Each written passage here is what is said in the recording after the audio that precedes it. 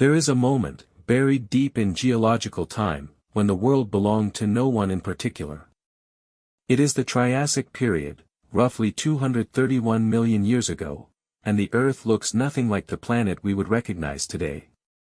The continents are fused into a single supercontinent called Pangaea, a vast, unbroken landmass stretching from pole to pole. The interior of this world is brutal.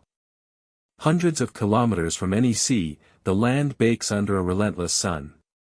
Seasonal monsoons bring floods that vanish just as quickly as they come, leaving behind cracked red earth and the persistent hum of drought. There are no grasslands, no flowering plants, no birds. The landscape is dominated by ferns, cycads, and towering conifers whose roots dig deep in search of moisture. The air itself is different, richer in carbon dioxide than anything alive today would recognize, warmer at the poles, and far drier across vast interior regions. It is a world that demands efficiency from every creature that moves within it. And there are many creatures moving through it.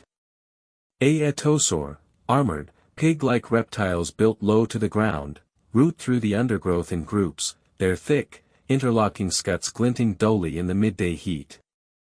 Herrerasaurus, the apex predators of the age, move with a measured, predatory confidence through the tree line, massive animals, some exceeding 5 meters in length, with crushing jaws and thick, pillar-like legs positioned to support enormous body mass. Rhynchosaurs graze in open clearings, pulling up roots and tough fibrous plants with their beak-like mouths, their rounded bodies moving with the slow indifference of animals with few natural enemies. Cynodonts, small, warm-blooded proto-mammals, dart between shadows, sniffing out insects, surviving on speed and vigilance. Even the early turtles are here, their shell architecture already recognizable, moving through the margins of seasonal ponds. This is a world already full. A world where every ecological niche seems spoken for. And yet, somewhere at the edge of this crowded scene, something new is happening. Something that will, over the course of millions of years, rewrite the history of life on Earth.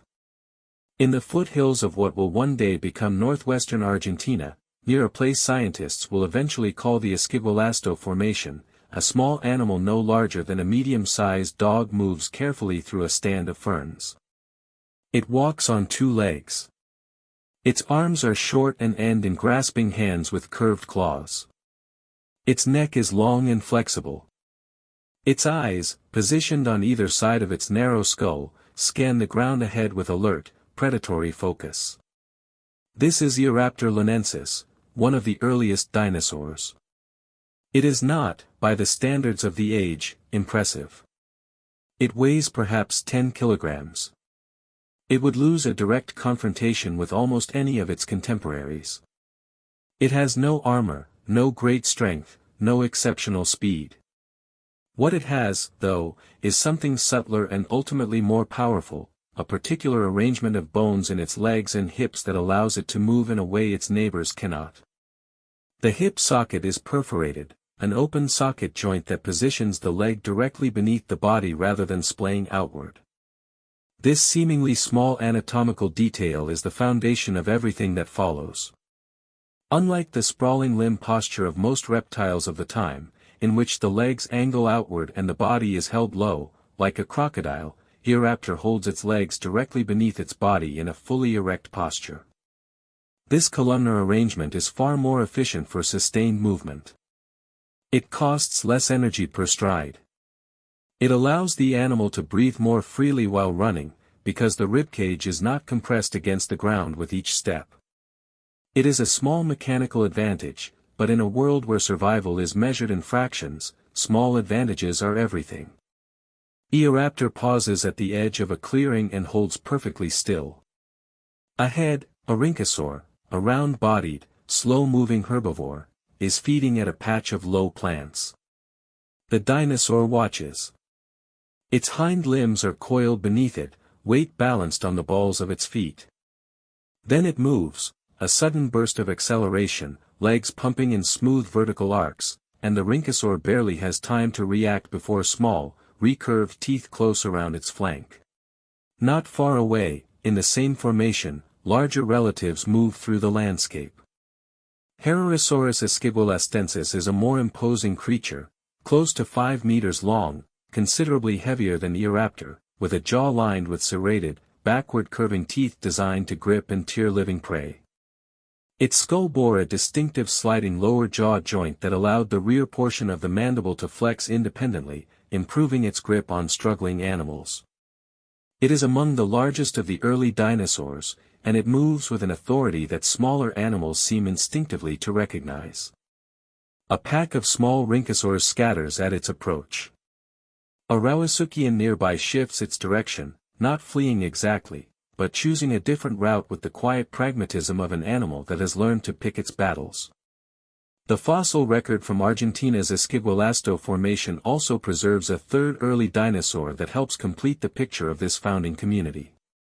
Pisanosaurus murchii, small, lightly built, and bipedal, appears to represent one of the earliest ornithischians, the great herbivorous lineage that would eventually produce the hadrosaurs, the ceratopsians, and the armored ankylosaurs. In the Triassic it is barely distinguishable from the background noise of small reptilian herbivores, its teeth slightly more leaf-shaped, its body plan as yet uncommitted to any particular ecological specialization. But it is there, quietly establishing a lineage that will, over the next 160 million years, explore almost every possible variation on the herbivore theme. 3 dinosaur lineages, then, in one formation, in one narrow window of geological time, the predatory saurischians represented by Eoraptor and Herrerasaurus, and the ornithischians by Pisanosaurus. The entire future of the dinosaur world, every creature that will ever bear the clade's anatomical hallmarks, is already outlined here, in miniature, in the red rock of the Esquibulasto. What is striking about these earliest dinosaurs is not their dominance, they are far from dominant, but their persistence. They occupy the fringes of the Triassic world, surviving in ecosystems where the most powerful animals are still other reptiles entirely. They are small, numerous, and adaptable, filling gaps between the large predators and the abundant herbivores, feeding on insects, small vertebrates, and occasionally each other. The Triassic world is ancient, established, and seemingly permanent. But permanence is always an illusion. Beneath the surface of this world, geological pressure is already building, volcanism stirring in the deep rock, a warming trend pushing toward its limits, the slow, invisible accumulation of change that will, when it finally breaks, break everything at once. For now, though, Eoraptor does not know any of this. It finishes its meal beside a Triassic stream. The sun slides behind a ridge of conifers to the west. The air cools by a few degrees and insects emerge in low, droning clouds above the water. The first dinosaurs are alive. They are small and they are hungry and they are not yet the rulers of anything. But they are here. And they are learning.